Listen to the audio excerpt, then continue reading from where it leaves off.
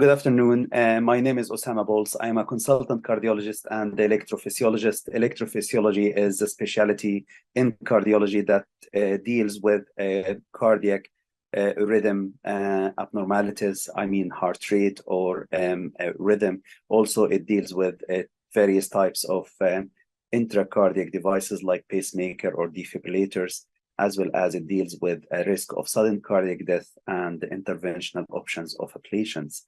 I am actually trained in the Irish system here in the Royal College of Physicians of Ireland, where I got my specialist training. Then I further advanced my training by certain centers in England, in Southampton, Royal Free, and Norwich University Hospital, before I go for my advanced fellowship training in arrhythmia specialty in Canada and Queen's University in Ontario for 2 years, before I come back again to start as a consultant cardiac electrophysiologist and cardiologist, of course, from July 2017 in the Mater in Dublin.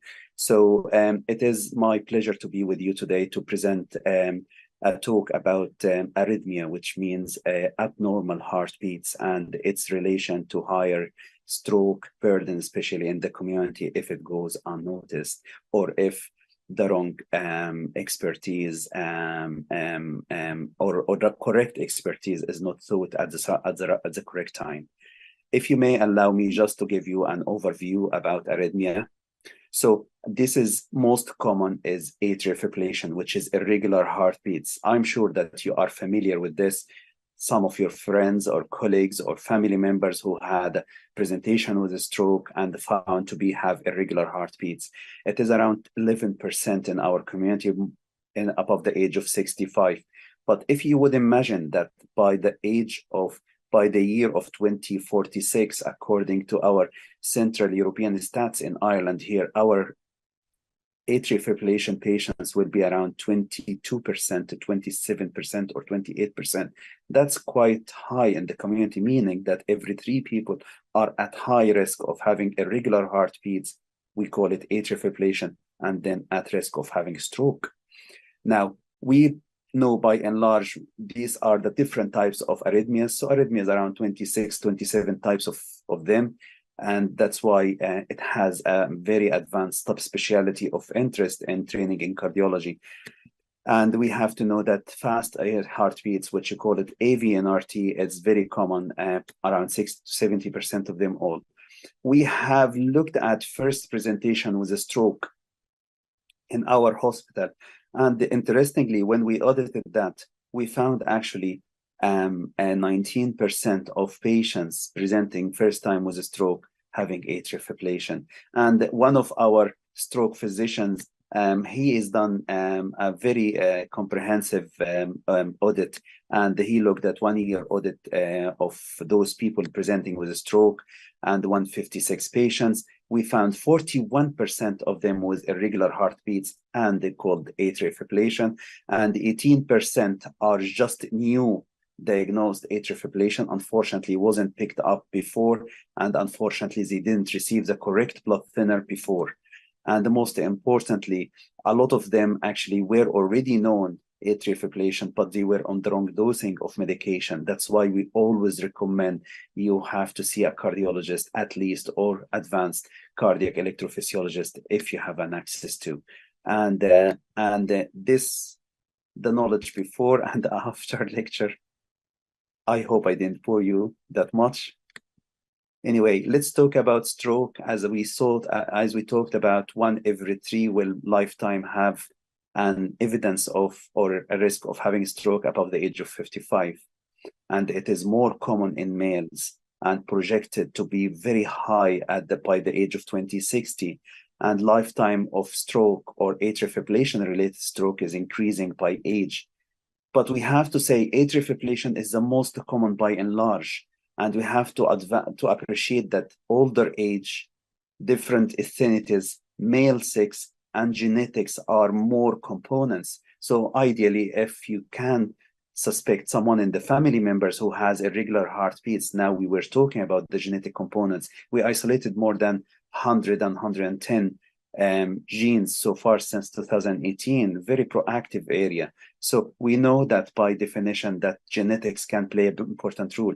Insanity, unfortunately, Ireland is one of the high-risk nations of irregular heartbeats. And then you can talk about the other factors: high blood pressure, diabetes, kidney disease, and COPD, and obstructive sleep, like snoring at night with interrupted sleep, obesity, of course, smoking, heart failure, coronary artery disease. You will find the disease is very fragile to happen with all of that. That's why screening is very must in any condition of what you have seen here in this busy slide.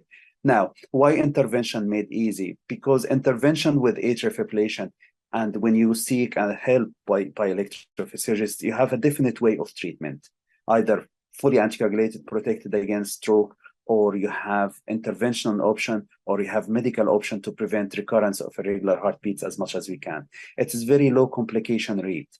It has nowadays a very short procedure time. So it is no longer a complex procedure as it was the case 10, 15 years ago. And it reduced the risk of stroke by big time. And the most importantly, it improved the quality of life once you are back again to normal rhythm. But not only that, the heart health will improve a lot.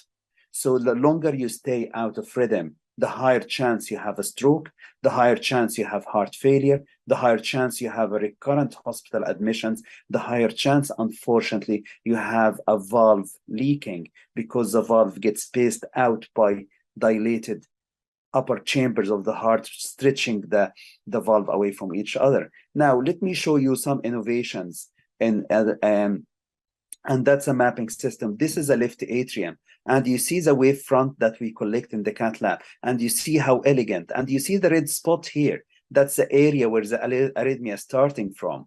And interestingly, just the first or second ablation, or simply as we call it, cauterization, the superficial inner layer of the heart, terminated this arrhythmia back again to normal. So it was quite very simple, straightforward, just 10 minutes procedure. I have to show you another example of how elegant is the mapping system. And you see the droplet is passing through this area of the neck. And once you create 1 or 2 spots of ablation, this is to render this patient into normal rhythm. Again, this is a left atrium where you see the appendage here, veins, 2 on the left and the 2 on the right.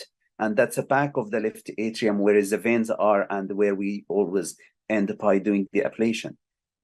And this is a revolutionary way of doing ablation nowadays. That's what we call it, pulse field ablation. Forgive me for the terminology, but this ablation technique rendered the ablation time only 15 minutes to 20 minutes. In the past, we used to spend 2 hours doing ablation.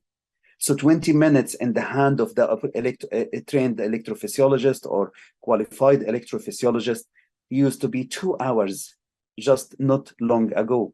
And so what we do here, actually, we put the catheter as you see it here.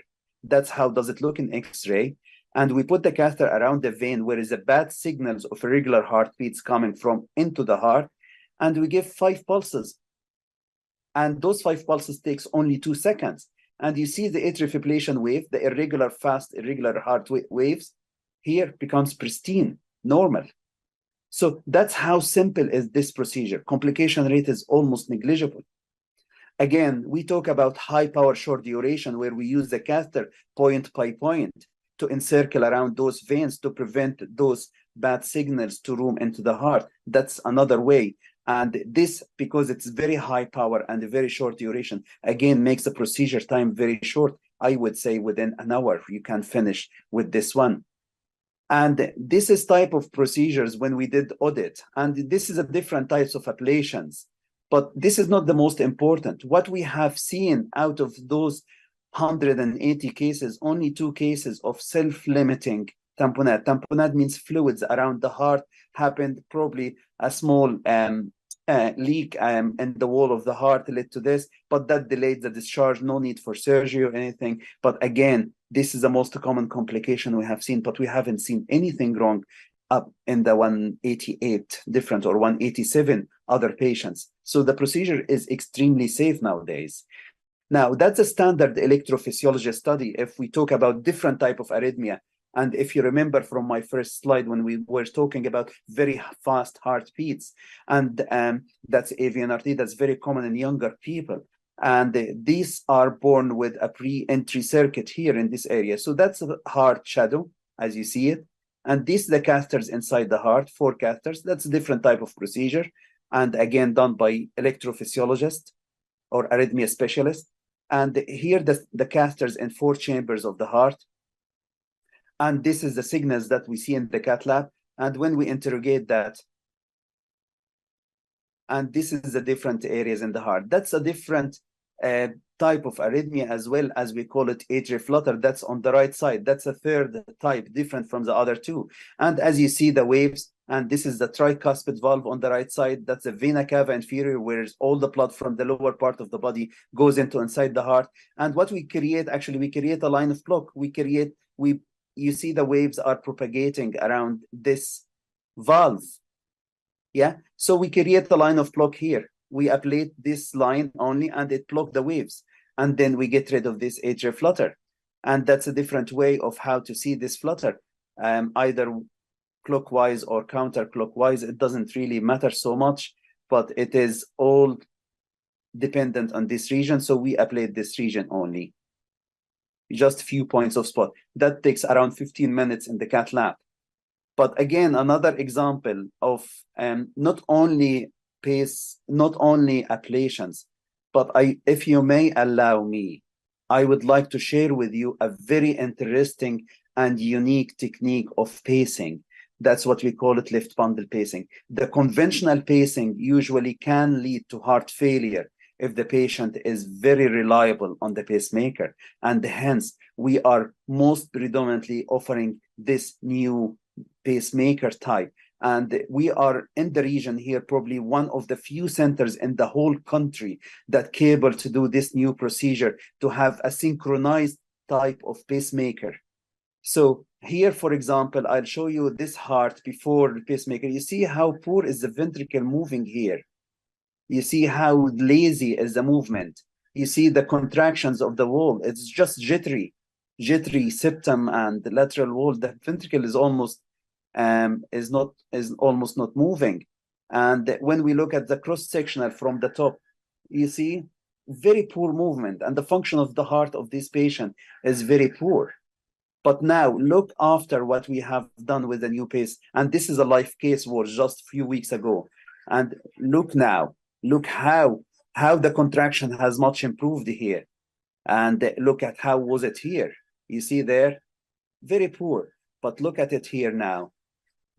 Very strong contraction. And this is the lead that when we paste it from here. So what we usually do in this case, we go from the right side as usual, and we screw the lead all the way through. You see the arrow here, until start to pace from this side. And once it started to pace from this side, the whole main chamber, which is the left ventricle, the kicking chamber, the chamber that gives you the blood pressure of 120/80, is very strong and coherent. And look at here, when we looked at the cross-sectional, the same patient. But you see the wall, how much is contracting now, while here, how much was poorly contracting. It's almost not contracting at all. But look how much it is improved here. You see, the walls almost kissing each other.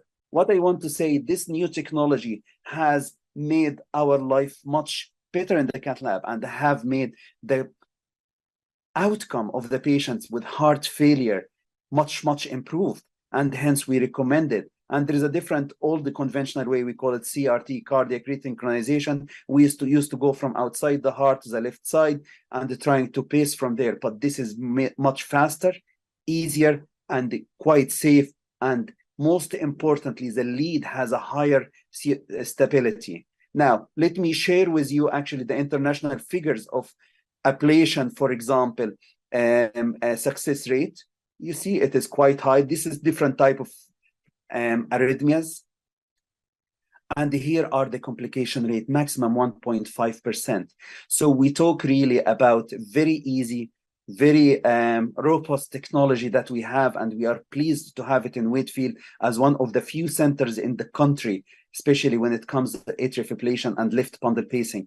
It is not available everywhere in the country, but we are way ahead of the game. So many big centers, and that is the aim, and the target is to offer this interventional, easy intervention to as many patients as we can, to minimize the risk of arrhythmia, minimize the risk of heart failure, hospital admission, and most importantly, reduce the risk of almost 41% of arrhythmia with those. Thank you so much.